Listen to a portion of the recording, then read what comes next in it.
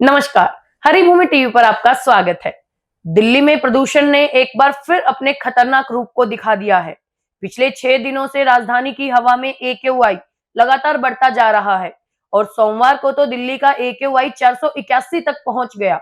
It's here to electrify your business. 765 kilogram payload with a peak power of 30 kilowatts. The range of 160 kilometers. Get a 100 kilometer range in just 60 minutes with of 10,000 plus charging stations across the country with fast charging.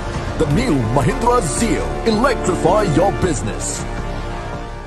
खासकर अशोक विहार और बवाना जैसे इलाकों में यह आंकड़ा 495 तक पहुंच गया, जबकि गुरुग्राम में यह 576 तक रिकॉर्ड किया गया।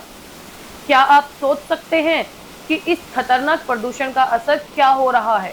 दिल्ली और इसके आसपास के इलाकों में धुंध की चादर छाई हुई है, जिससे विजिबिलिटी इतनी घट गई कि पालम में यह महज 150 मीटर रह गई। ऐसे में फ्लाइट्स भी प्रभावित हो रही हैं। सोमवार सुबह इंडिगो और स्पाइस जेट की फ्लाइट में 1 घंटे की देरी हो गई। यह स्थिति किसी आपातकाल से कम नहीं है और इस गंभीर संकट को देखते हुए commission for air quality management ने ग्रेप स्टेज 4 लागू करने का फैसला किया है। 18 नवंबर 2024 से लागू हुए ग्रेप के चौथे चरण में कुछ बेहद सख्त कदम उठाए गए हैं, जिनका उद्देश्य प्रदूषण को कंट्रोल करना है।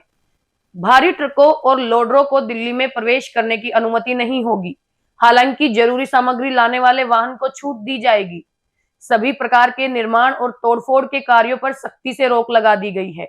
दिल्ली के 9वीं तक के स्कूलों में ऑनलाइन क्लासेस होंगे, जबकि 10वीं से 12वीं के छात्रों को मास्क पहनना अनिवार्य कर दिया गया है। सरकारी और निजी दफ्तरों में कर्मचारियों को 50% क्षमता के साथ काम करने की सलाह दी गई है। क्या ये कदम प्रदूषण को कम करने में कारगर होंगे? यह सवाल अब हर किसी के जहन में है। क्या यह सख्त कदम प्रदूषण को काबू कर पाएंगे? क्या हमें और भी सख्त कदम उठाने की जरूरत है? हम सब मिलकर इस संकट से निपट सकते हैं या नहीं? यह वक्त है जब हम सभी को जागरूक होने की जरूरत है। प्रदूषण से बचने के लिए हम सभी को अपनी जिम्मेदारी निभानी होगी। आइए इस मुद्दे पर हम सब मिलकर सोचें और प्रदूषण को नियंत्रण करने के लिए कदम उठाएं।